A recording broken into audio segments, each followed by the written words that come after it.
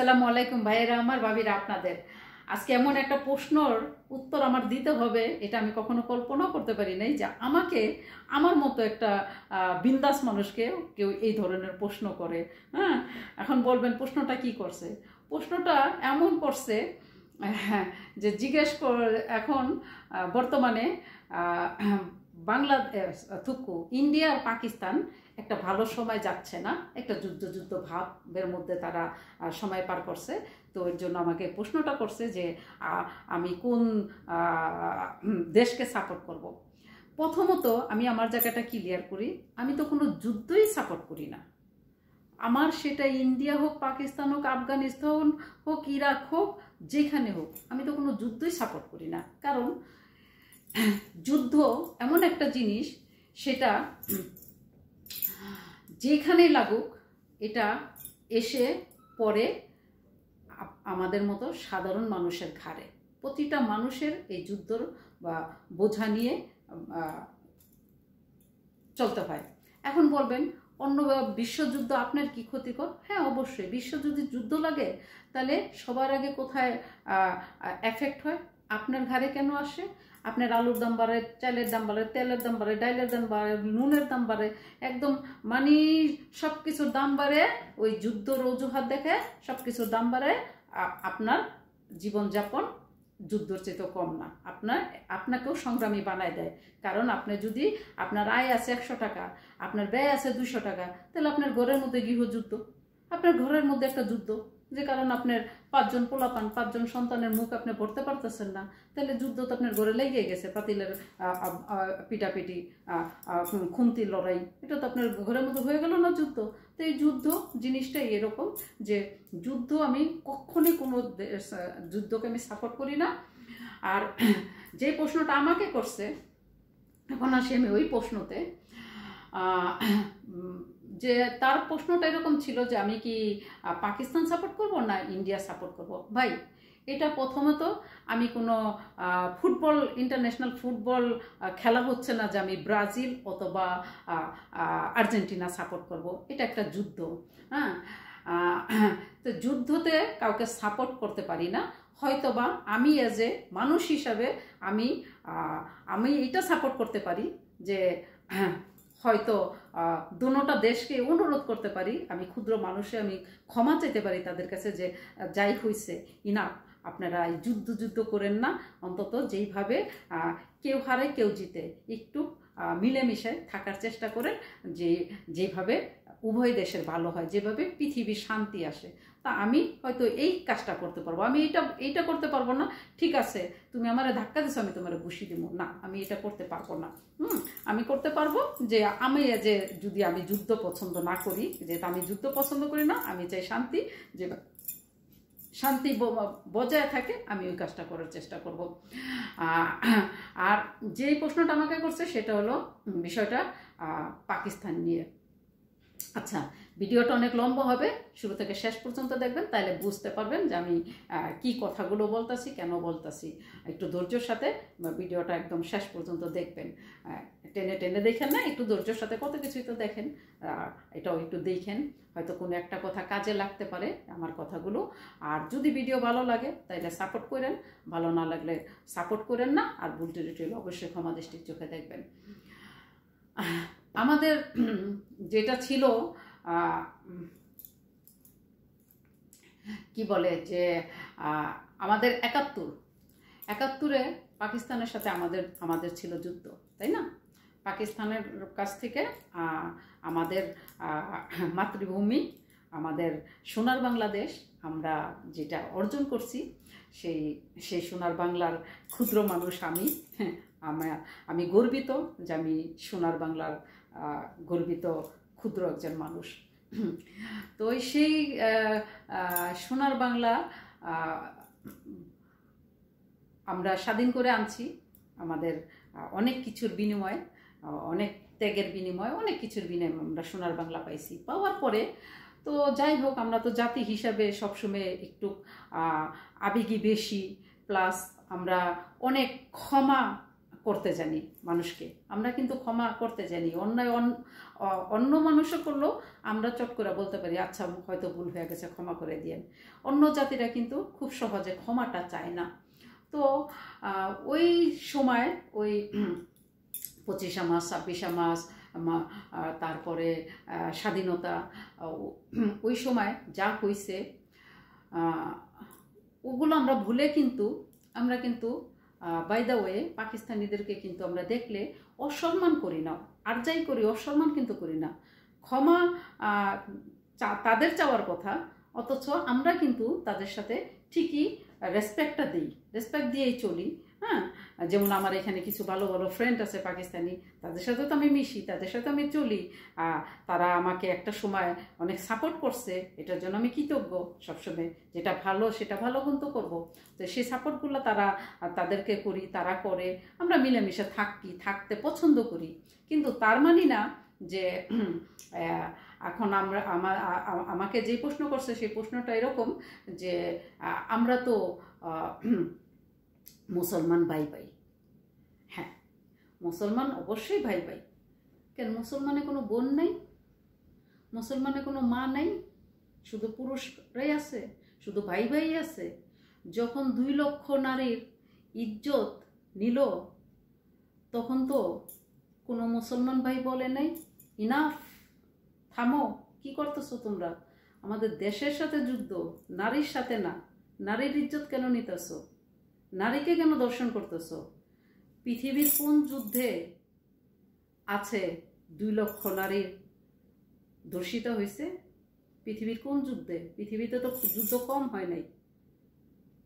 কোন দেশে যুদ্ধ কম হয়েছে?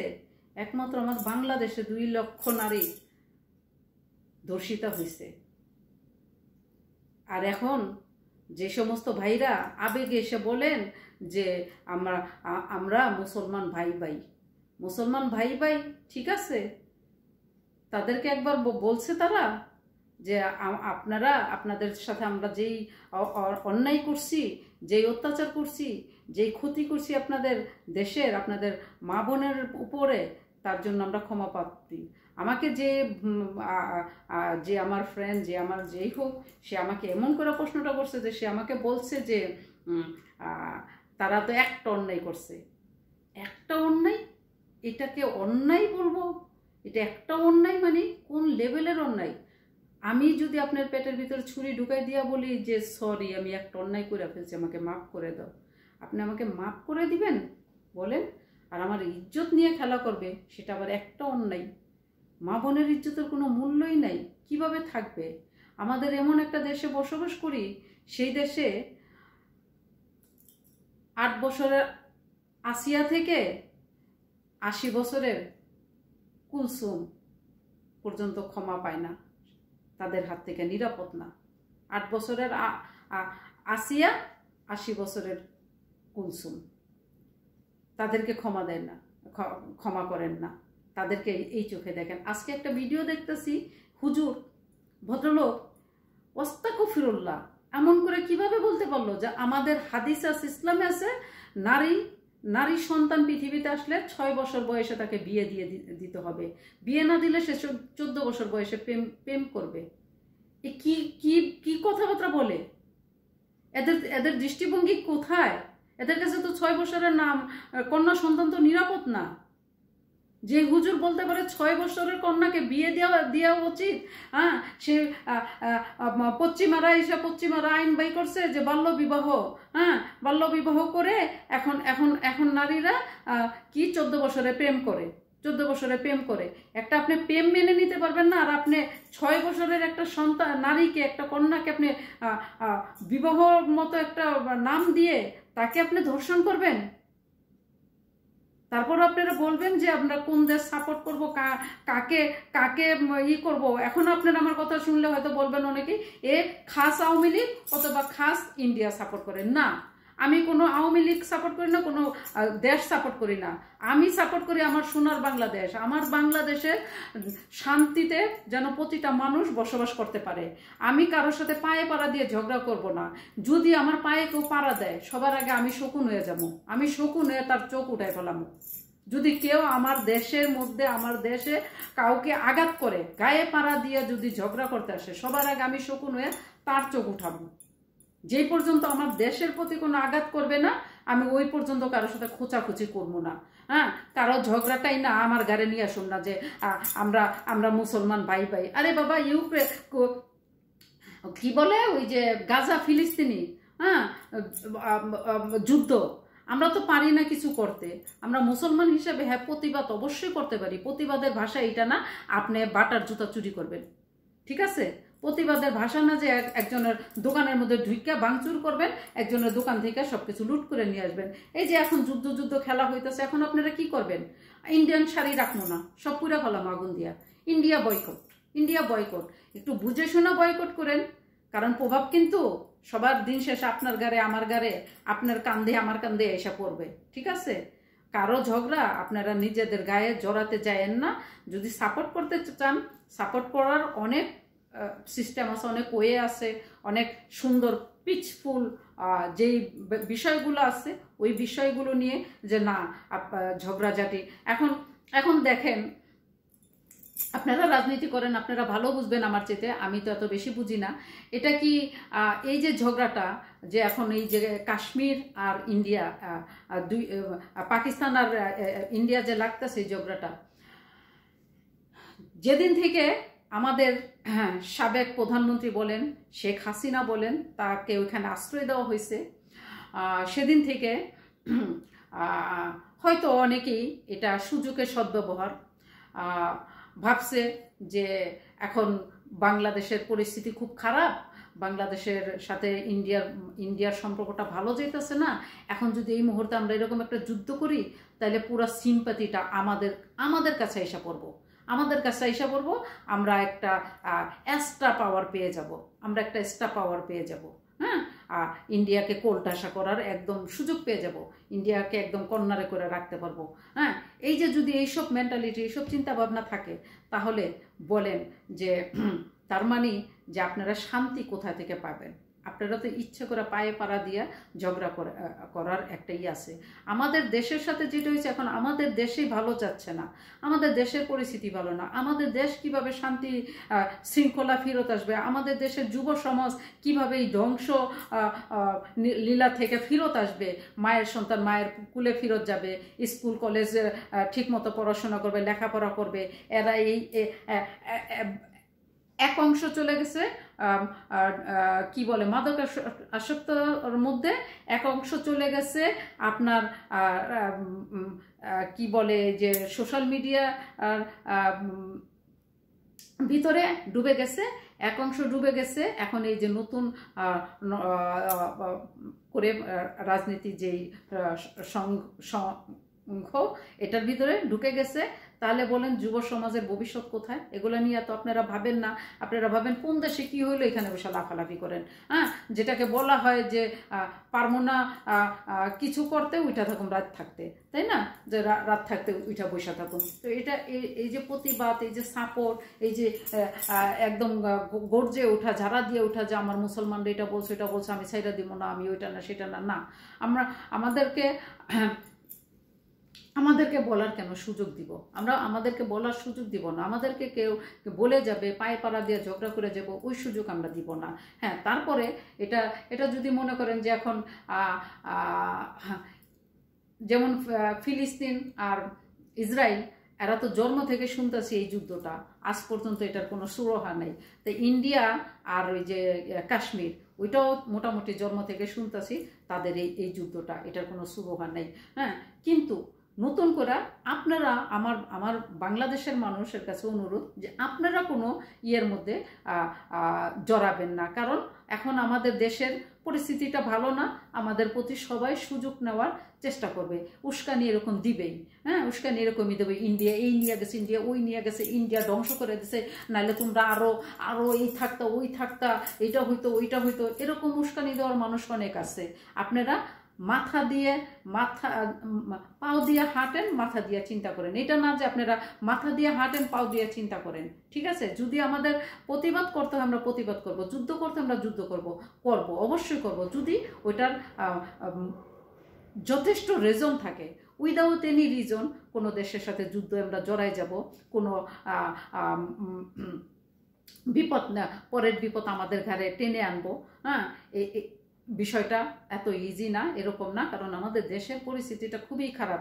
এদিক দিয়ে মনে করেন কি বলে মায়ের করিডোর খুলে দিচ্ছেন, এদিক দিয়ে যদি আবার ইন্ডিয়া পাকিস্তানকে সাপোর্ট করতে যে এক অংশ, চারোদিক দিয়ে দেখবেন দিন শেষে কি হবে, আমে দুধে মিলে যাবে, আঠি সিটা জঙ্গলে যাবে, ক্ষতি আমাদের হবে। কারণ আমাদের এই ছোট্ট দেশটার প্রতি সব শকুনেরই কম বেশি একটু নজর আছে, কম বেশি একটা নজর আছে। তা আমাদেরকে যদি আর্থিকভাবে মানসিকভাবে সব কিছু দিয়ে যদি দুর্বল করে ফেলতে পারে, হ্যাঁ, তাহলে তো সবার জন্য ইজি হয়ে যাবে আমাদের দেশটাকে নিয়ে খেলাধুলা করার। আমাদের দেশটাকে একটা ফুটবল মাঠ বানায় ফেলবে, ঠিক আছে? আমাদের দেশটাকে ইউজ করবে মানুষ এটা মনে করে যে এটা উন্মুক্ত, এটা উন্মুক্ত। তা আপনারা কারো চক্রান্ততে পড়েন না, আপনারা কারো উস্কানিতে পড়েন না, সাপোর্ট করবেন, অবশ্যই করবেন যদি এটা যৌক্তিক থাকে। কিন্তু তার আগে আবারও আপনাদেরকে মনে করে দিই, যখন এই যে আমাদের 2 লক্ষ মা বোনের ইজ্জত নিচ্ছে, এটার জন্য তারা কিন্তু এখনও ক্ষমা চায় নাই, এটার জন্য তারা কিন্তু এখনও বলে নাই। তো আপনারা যখন বলেন যে মুসলমান ভাই ভাই, তা আপনারা এটাও মনে রাখেন, মুসলমান আপনার কোনো মা, আপনার কোনো বোন, আপনার সন্তান, নারী, তাই না? তো ওই ওই ওই সময় আপনি খুঁজে দেখেন আপনার ফ্যামিলিতে, হয় আপনার খালা, না আপনার নানি, না আপনার দাদি, না আপনার ফুপু, না আপনার দূর সম্পর্কের আত্মীয়, কেউ না কেউ ভিকটিম হয়েছে, কেউ না কেউ ভিকটিম হয়েছে। আমি হই নাই, আমার জন্ম যেহেতু হয় না ওই সময়, বাট আমার ফ্যামিলিতে কেউ না কেউ হয়েছে ভিকটিম, তাই না? তো আমি ওটা কি ভুলে যাব? আমি তো জন্ম থেকে এগুলো শুনেই বড় হয়েছি। হ্যাঁ, আর একটা জিনিস আপনাদেরকে বলি, না বললেই না, ছোটবেলায় একটা গল্প শুনছি। গল্পটা এরকম কি, গল্প শুনছি মানে কি চোখের দেখা। আমার আব্বা খুব সহজ সরল মানুষ, সব বাবা মারাই আগের বাবা মারা একটু মোটামুটি ভালোই সহজ সরলই ছিল। তো আমার বাবা মা অনেক সহজ সরল, কোনো যাই ঝামেলার মানুষ না, কোনো রাজনীতি টাজনীতি, কোনো তাদের একটাই রাজনীতি, পেটনীতি আর আল্লাহর ধ্যান খেয়াল তাদের কাজ, আর কোনো কাজের না, তারা শুধু এই কাজগুলো করতো। তো তো আব্বারা যখন জিজ্ঞেস করতাম বঙ্গবন্ধুর কথা, বঙ্গবন্ধুর কথা জিজ্ঞেস করলে আব্বা কি করতো, তার নামটা উচ্চারণ করার আগে বসা থেকে দাঁড়ায় যেত। তো ছোট মানুষ তো কৌতূহলী মন জিজ্ঞেস করতাম, ওমা বঙ্গবন্ধু এমন কি মানুষ যে তার কথা বলতে গেলে আপনি বসা থেকে দাঁড়ায় যান, এটা একটা জাতীয় সঙ্গীতের মতো। হ্যাঁ, আমার আব্বারা কখনো নাম ধরে ডাকতো না। হ্যাঁ বেটি কি বলো, আল্লাহ, বঙ্গবন্ধু মানে তো জাতীয় সঙ্গীত, বঙ্গবন্ধু অবশ্যই জাতীয় সঙ্গীত, তার কথা বলতে হলে তো অবশ্যই দাঁড়াইতে হবে। মানে কি? বলে হ্যাঁ, বঙ্গবন্ধু না থাকলে তো বাংলাদেশে থাকতো না, তো বঙ্গবন্ধু অবশ্যই জাতীয় সঙ্গীত, তার কথা মুখে উচ্চারণ করতে হইলে দাঁড়ায় সম্মান করতে হবে, তার কথা বৈশা বইলা ডেলান দিয়া শুইয়া তার নাম মুখে উচ্চারণ করা যায়। এই যে রেসপেক্টটা দিত নিঃস্বার্থে, তারা কোনো দল পার্টি করতো না, শুধু নিঃস্বার্থে এই সম্মানটা দিত। তো এই যে এই সম্মানগুলো শুনে আসছি, এই গল্পগুলো দেখে আসছি, তো ওই সিম্প্যাথি আর এই জেনারেশনের সিম্প্যাথি অনেকটাই ডিফারেন্স হবে। এটা না যে আমি ওই 100 বছরের পুরানো, বাট হাফ সেঞ্চুরি তো পার করছি, একটু হলেও তো বেশি দেখছি, তাই না? আজকে 21-22 বছরের কি আমার ছেলের, আমার সন্তানের বয়সের 30-35 বছরের একটা ছেলে অথবা 25 বছরের একটা ছেলে যা জানবে তার চাইতে আমি একটু হলেও তো বেশি জানবো, তাই না? যেহেতু আমি একটু বেশি জানবো, তো আমি একটু বেশি তো দেখা যাই নাই, বড় হয়েছি, তাই তো আমি তো ওইখান থেকে আমি কথাগুলো বলতে পারি। এখনের যেই ছেলে মেয়েগুলো, এরা তো ইতিহাস পড়ে না, এরা কি করে, গুগল পড়ে, গুগল সার্চ দেয়, গুগল সব সার্চ দেয়, গুগল একেবারে সব কিছু দিয়ে দিছে। হ্যাঁ, ইতিহাস সব ধ্বংস করে এখন গুগলের জমানা, সব কিছু গুগলের মধ্যে বাচ্চা পয়দাও দিতে জানে, বাচ্চা মানে থুকু যা ইচ্ছা তাই করা যেতে পারে। ইতিহাসও মাঝে মধ্যে জানতে হয় মুরব্বীদের কাছ থেকে, কি বই প্রস্তাব থেকে, কি সব কিছু একটু অবশ্যই গুগলও দরকার আছে, যেহেতু যুগ চেঞ্জ হয়েছে, সময় চেঞ্জ হয়েছে, টাইম সব কিছু চেঞ্জ হয়েছে। তার মানে না আপনি বাস্তবের সাথে আর স্বপ্নের সাথে গোলায় ফেলবেন। বাস্তব একটা, স্বপ্ন আর একটা, দুইটা একেবারে গোলায় ফেললে তাহলে কি হবে, যা ইচ্ছা তাই হইব। দেশটাকে যা ইচ্ছা তাই করেন না, কারো তাল বাহানায় পড়ে, কারো উৎসেরই তোর বিয়া, মায় কয় কালকে বাপে কয় পরশু, ওরকম কোনো তাল বাহানায় পড়েন না যে একজনে ফু দিবে, উস্কানি দিবেই। আরে ভাই ঘরে বসে আছেন কেন? আমরা মুসলমানরা মেরে ফেলতেছেন, আপনি ঘরে বসে আছেন, চলো লো ঠেলা। এই যে লো ঠেলা করতে যায় দিন শেষে ক্ষতি আমাদের হবে। এরকম ক্ষতি কেউ করেন না দয়া করে। আজকে আর একটা ভিডিও দেখলাম, এক হুজুর, সে বলতেছে আমাদের ইসলামে আছে, আমাদের হাদিস আছে, কন্যা সন্তান 6 বছর বয়সে বিয়ে দিয়ে দিতে হবে। আর পশ্চিমারা এসে আইন বাইর করলো, রুলস বাইর করলো বাল্যবিবাহ। আমি তো বলি ওস্তাগফিরুল্লাহ, কি বলে এই ভদ্রলোক, কি বলে যে 6 বছরের মেয়ে বিয়ে দিয়ে দিতে হবে। আল্লাহ আমারে বাঁচাইছে যে আমার বয়স 6 না, তাহলে তো আমি এই ভদ্রলোকের কাছে তো আমি নিরাপদ না, আমি তো নিরাপদ না। কারণ এই ভদ্রলোকের নজরে 6 বছরের শিশুর প্রতি। এটা কোন ইসলামে আছে বলেন তো দেখি? যে ইসলামে এই সমস্ত জিনিস আছে আমি ওই ইসলাম ফলো করি না। আমি যে ইসলামে শান্তি আছে, যে ইসলামে নীতি আছে, যে ইসলামের আদর্শ আছে, যে ইসলামে মা বোনের ইজ্জত দিতে জানে, যেই ইসলামে অন্যের সম্পদ দখল করবে না, কাউকে ঠকাবে না, কাউকে কারো হক ছিনা খাইব না, আমি ওই ইসলাম ফলো করি। আমি তো এই ইসলাম ফলো করি না, আর এই ইসলামের পিছনে আমি হাঁটতে চাই না। যে ইসলামে মা বোনের কোনো মূল্য নাই, মা বোনের 2 লক্ষ মা বোনের ইজ্জতের কোনো দাম নাই, সেই ইসলামের পিছনে আমি দৌড়াবো না। আমি সরি টু সে, যে ইসলামে আমার 2 লক্ষ মা বোনের ইজ্জতহানি করছে, সেই ইসলামের পিছে আমি অন্তত দৌড়াতে পারবো না। আমাকে মাফ করে দিন। আর আশা করি আমার প্রশ্নের উত্তর পেয়ে গেছেন যে আমি কি সাপোর্ট করব না। সবাই ভালো থাকবেন। আর এতক্ষণ যা বললাম ভুল ত্রুটি যদি বলি অবশ্যই ক্ষমা দৃষ্টির চোখে দেখবেন। ভিডিওটা অনেক লম্বা হয়ে গেছে, কারণ আবেগের কথাবার্তা বলতে গেলে থামতে ইচ্ছা করে না। সবাই ভালো থাকবেন। Tata, bye bye.